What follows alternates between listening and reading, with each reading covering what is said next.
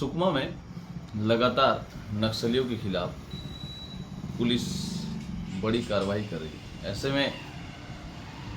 लगातार नक्सलियों को बैकफुट में ढकेला जा रहा है और कई बड़े नक्सली मारे जा रहे हैं, तो कई नक्सली आत्मसमर्पण भी कर रहे हैं। ये सारी चीज़ें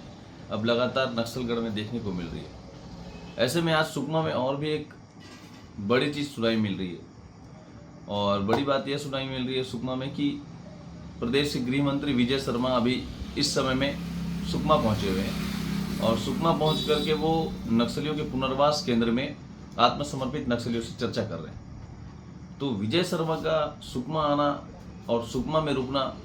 क्यों लोगों के लिए एक विचार करने वाली बात है? वो इसलिए क्योंकि कुछ ही दिन पहले विजय शर्मा नक्सलगढ़ में आए हुए थे और हिडमा के गांव पुअर्ती आए हुए थे और पुअर्ती में आकर के विजय शर्मा हिडमा की मां से अपने बेटे को आत्मसमर्पण के लिए कहने को कहते हैं और कई बातें होती है और उनके साथ खाना खाते हैं और उसके कुछ ही दिनों बाद 18 तारीख को एनकाउंटर होता है जिसमें हिडमा मारा जाता है। तो विजय शर्मा जो है लगातार जब जब सुकमा आ रहे हैं या सुकमा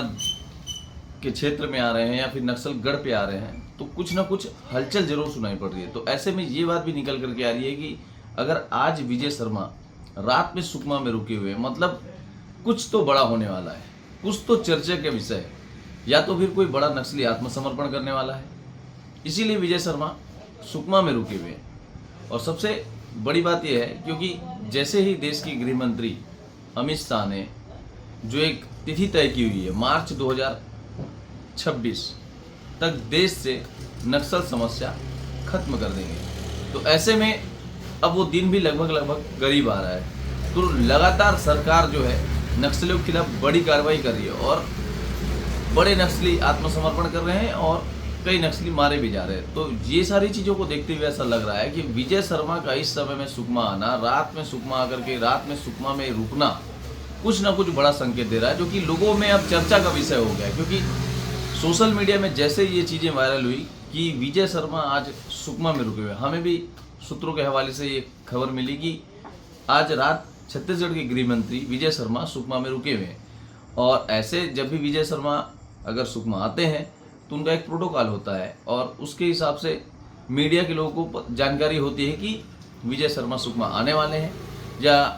उप मुख्यमंत्री सुकमा आने वाले हैं और उनका जो कार्यक्रम होता है वो तय होता है। तो सारी चीज़ें मीडिया को दी जाती है, लेकिन मीडिया की जानकारी से अलग हट के मीडिया को अभी इस बात की कोई जानकारी नहीं है, लेकिन विजय शर्मा सुकमा आए हुए हैं। तो ये इसलिए विचार करने वाली बात है, चर्चा का विषय है कि विजय शर्मा रात को आए हुए हैं सुकमा, रात में सुकमा में रुक रहे हैं, मतलब कुछ ना कुछ बड़ा होने वाला है। तो ये पूरे सुकमा जिले में हलचल का विषय है, लोगों के चर्चे का विषय है। अब देखना ये होता है क्योंकि पिछले बार जब विजय शर्मा सुकमा आए हुए थे, पुअर्ती गए थे, तो उन्होंने हिडमा की मां से निवेदन किया था कि अपने बेटे को आत्मसमर्पण करने के लिए बोलिए और उसके कुछ ही दिनों बाद एक नक्सल एनकाउंटर में हिडमा मारा जाता है। तो ये देखना है कि अब विजय शर्मा आज रात सुकमा में रुके हुए हैं तो अब ऐसा क्या नया होने वाला है, या फिर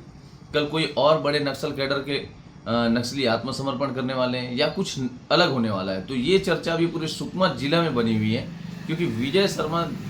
प्रदेश के गृह मंत्री सुकमा आए हैं, मतलब कुछ ना कुछ बड़ा होने वाला है। क्योंकि लगातार प्रदेश की सरकार भी नक्सलियों के खिलाफ बड़ी कार्रवाई कर रही है। जैसे देश के गृह मंत्री ने एक जो डेडलाइन दी थी कि नक्सलियों को इस समय तक खत्म कर रहा है, तो उसके साथ साथ प्रदेश की सरकार ने भी काफ़ी काम किया और लगातार नक्सलियों के खिलाफ अभियान चलाए गए, बारिश में भी अभियान चलाए गए। पुलिस लगातार जवान जो है नक्सलियों के गढ़ में, बरसात में भी नक्सलियों के खिलाफ जो है जवान लड़ते हुए देखे गए। तो ऐसे में ये बड़ा सवाल होगा, ये बड़ी बात होगी,